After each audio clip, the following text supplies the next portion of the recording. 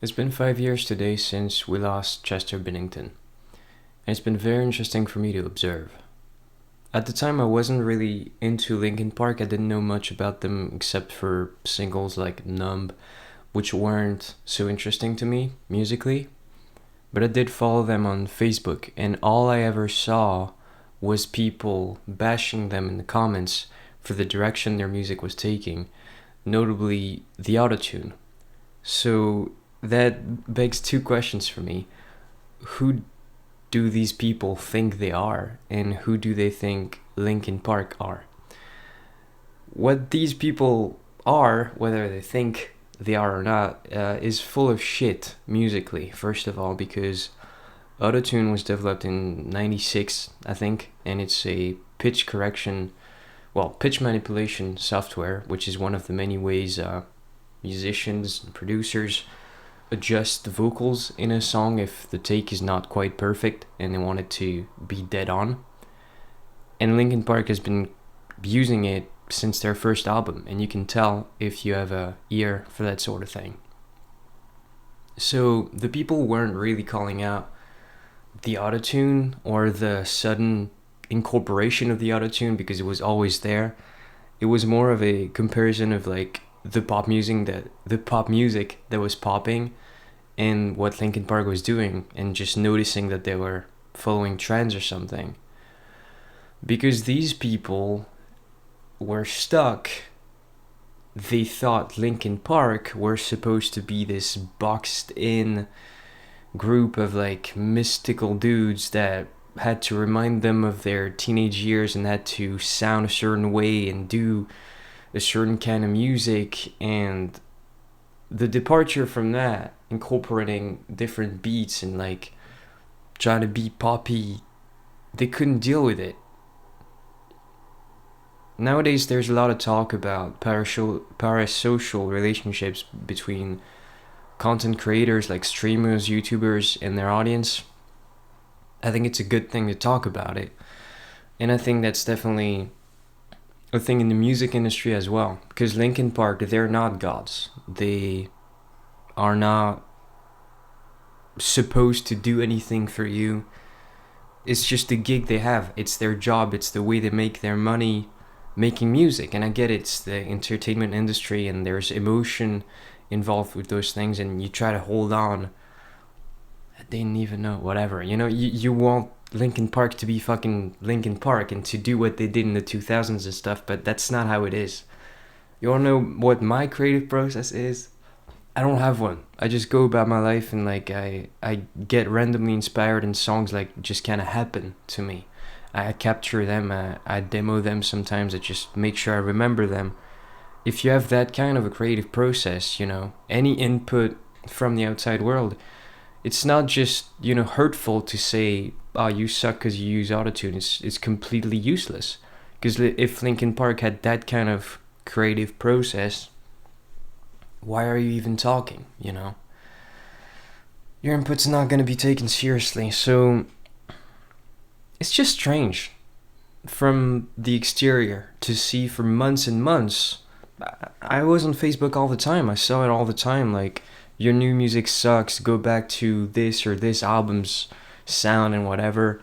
And then the guy just kills himself. And who knows how much those comments really affected him. Who knows if he went online, if he knew about it. Because he had other demons that seemed, way more severe. Was abused as a child.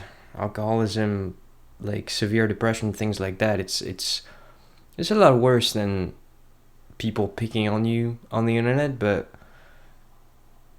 if it's years and years of it, the issues you already have can make it worse.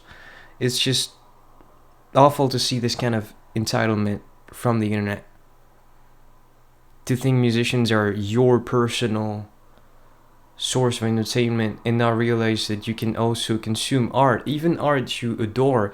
You can consume it like you're watching a TV show and just pick this album and this album, and you don't have to form sort of almost a romantic relationship with the people that have made it, the music.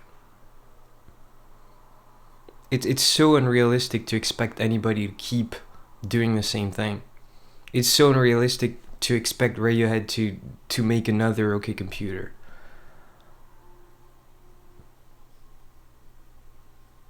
This also happened with Erika, in a way.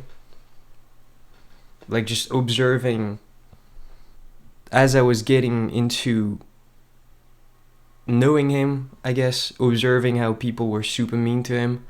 Erika was a Minecraft streamer, and no, sorry, he was a no, he was a YouTuber and he streamed Minecraft at the time of his death, and he had just joined a anarchy server named 2B2T that kind of exploded in popularity around that time.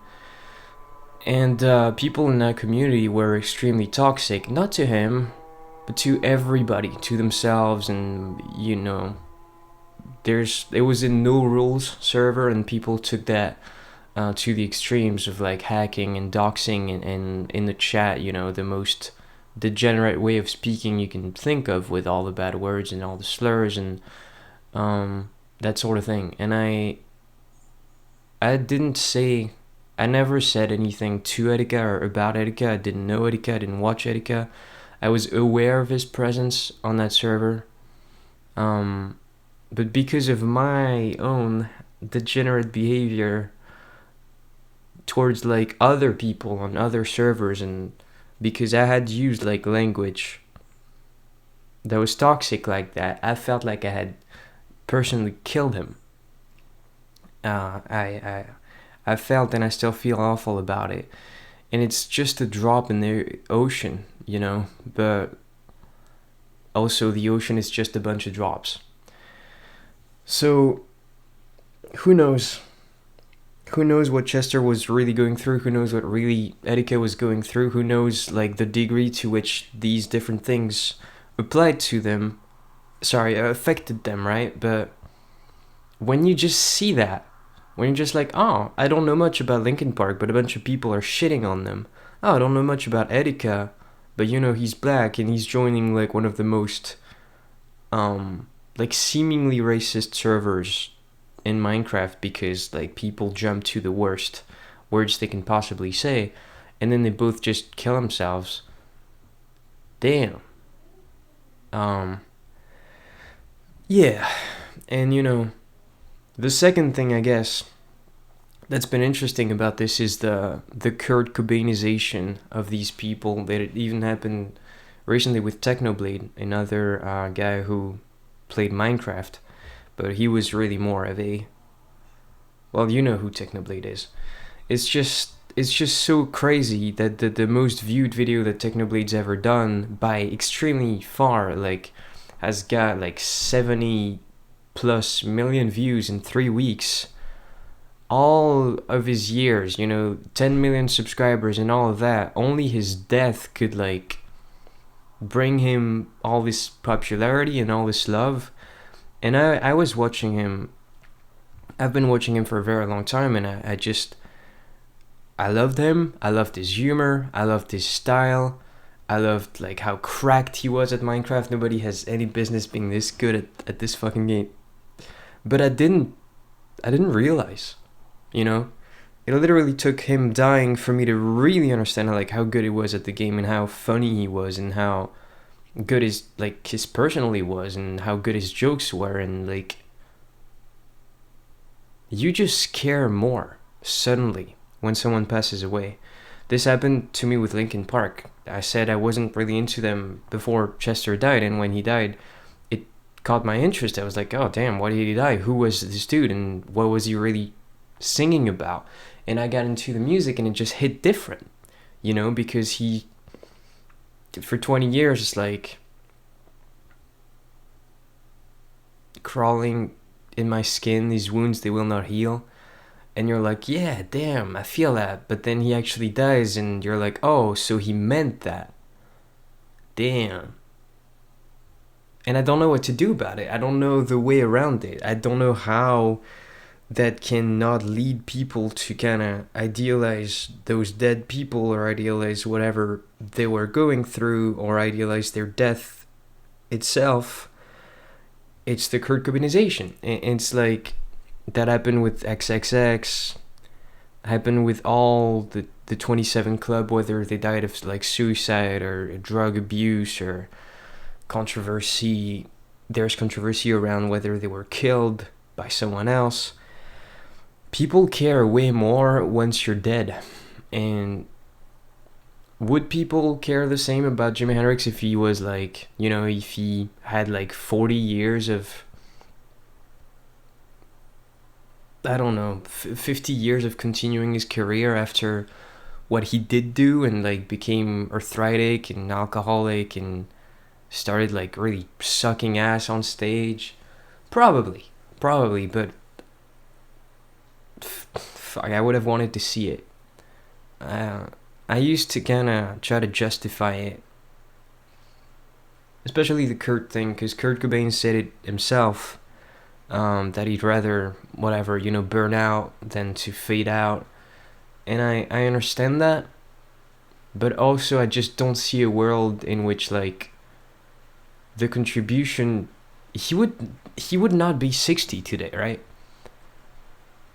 So I don't see a world in which his contribution wouldn't be useful right now, wouldn't be appreciated. I just saw the Red Hot Chili Peppers live a bunch of times. They're going on 60 and they fucking rock, and they have whatever, they have arthritis or whatever, probably. Doesn't matter. I would have been pissed off if they had died. I would have been so fucking pissed off. Like, I guess I wouldn't even really know about them, maybe. If John had died when he was doing all these drugs in the 90s, that's not a good story. This is a much better story. Aging in this world, no matter how fucked up it is, and no matter how many imbeciles tell you that your music sucks or anything like that, it's so much better. It is so much better. And I cared way more about Linkin Park after Chester died. I started this YouTube channel because Dolores O'Riordan, singer from the Cranberries, died. And it got to me, it did something to me, and now I listen to the Cranberries and I cry much more than I did before she died, I think. Even though it already had so much power to me, because that's the songs my dad played when I was a toddler. And I cared about them so much, and they take me back, and there's all this nostalgia, but somehow it doesn't compare to death. Death just... We care so much. Maybe we're just hardwired to care, and there's nothing we can really do about it. I don't think this whole thing is good. I think the idealization of dead artists removes us from the now, and like prevents us from actually listening. Eddie had several mental breakdowns before he killed himself. He had like mental breakdowns on stream and things like that.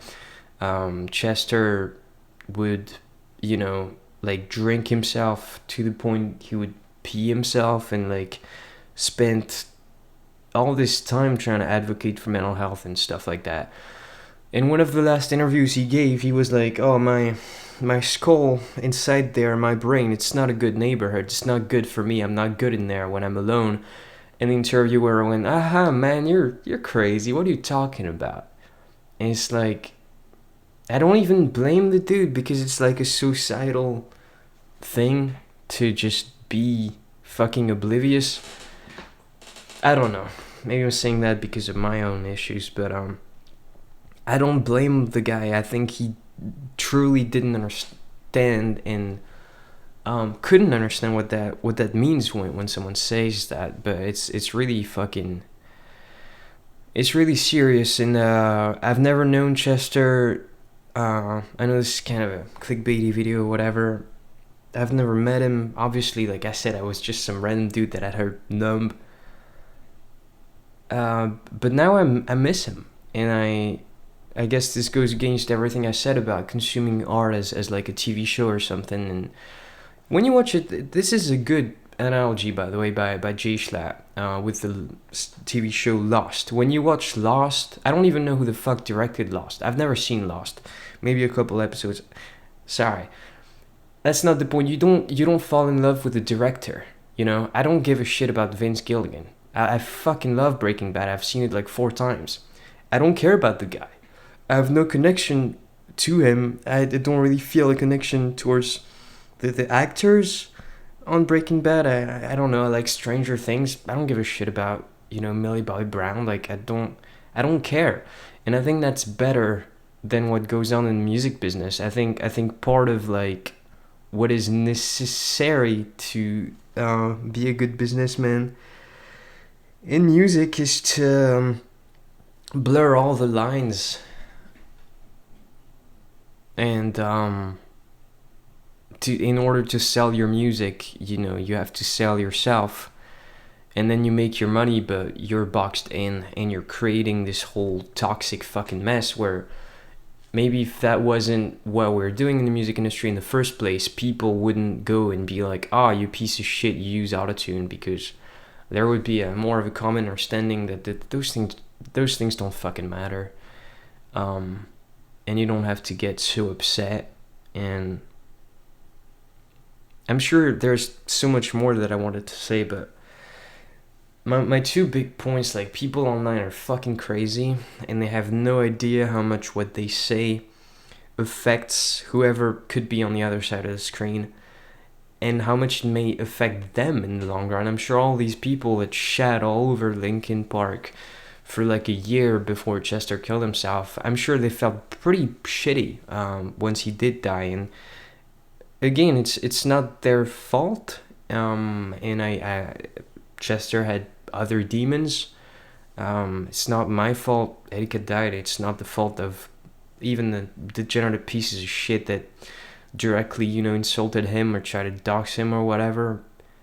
It's the combination of everything and issues that were already present and all that. But in a way, it's nobody's fault, and it's also exactly everybody's fault. So I don't know. Maybe we should take responsibility. I'm definitely willing to do so. But yeah, it can't feel good, can it?